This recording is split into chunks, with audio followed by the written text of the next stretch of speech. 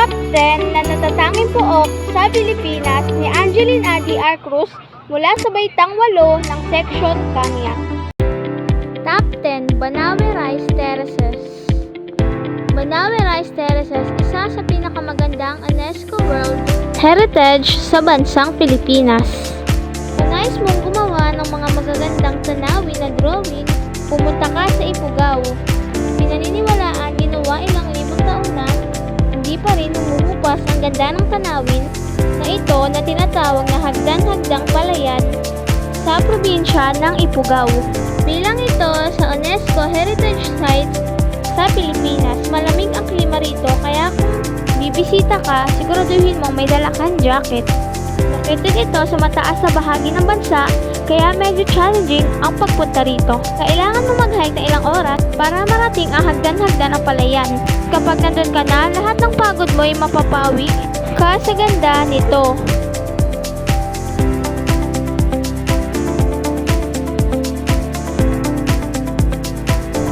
Top 9 Taid Lighthouse, Batan South ng Batanes.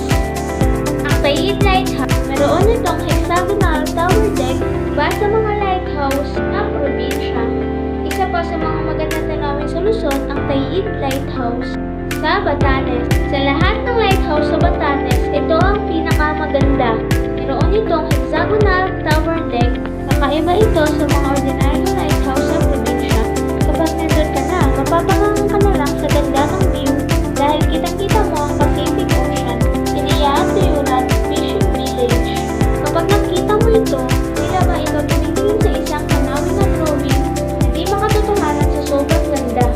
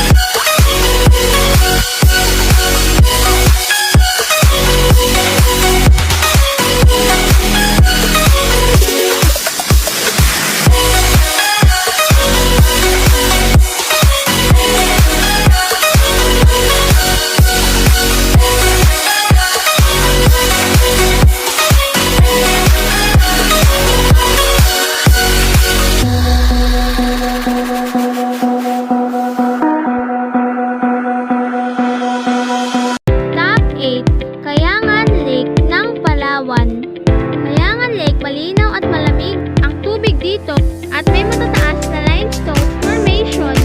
Labras the cleanliness lake in the Philippines and the lake cleanliness of the Asia.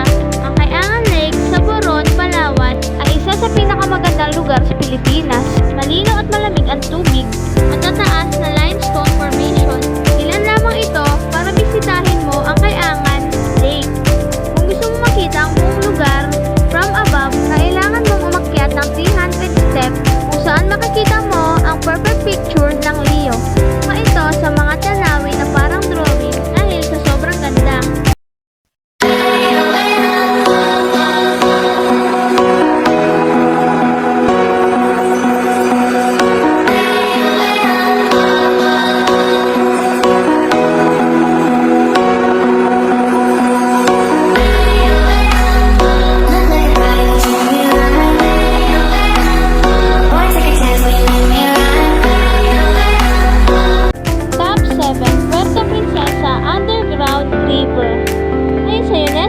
It encompasses in one of the world's impressive cave system dahil sa natural na ganda at spectacular limestone coast landscape. Lathala ang Puerto Princesa Underground River, Palawan, Pilipinas sa UNESCO World Heritage Site. Ngayon sa UNESCO, it encompasses one of the world's impressive cave system. Bukod sa pagiging UNESCO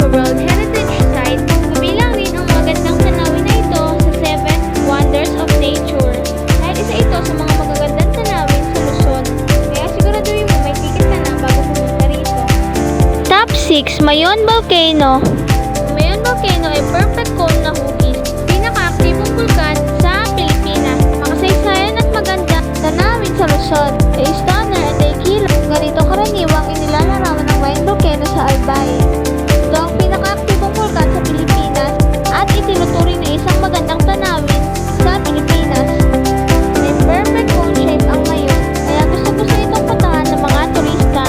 Marami ring historical tourist spots sa Mayon, kaya one-stop shop na ito. Kung titignan mo ito, para ka rin nakatitig sa magagandang drawing dahil sa ganda.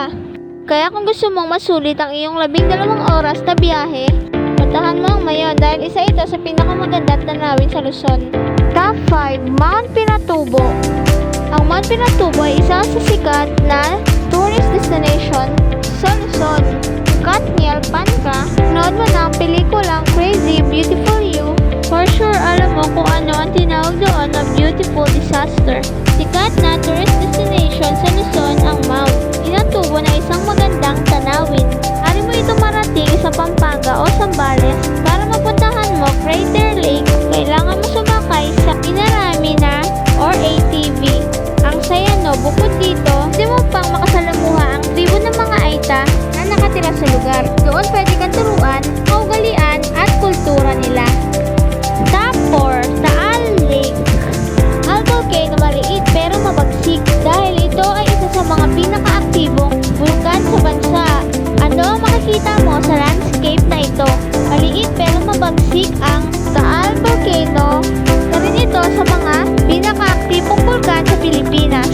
Dalas ito ang pinupuntahan ng mga turistang bibisita sa Tagaytay. Magandang tanawin sa lugar. Pwede ka rin sumakay sa kabayo, papunta sa Crater Lake o kaya KTV kung sapat na sa'yo ang malayo ang view.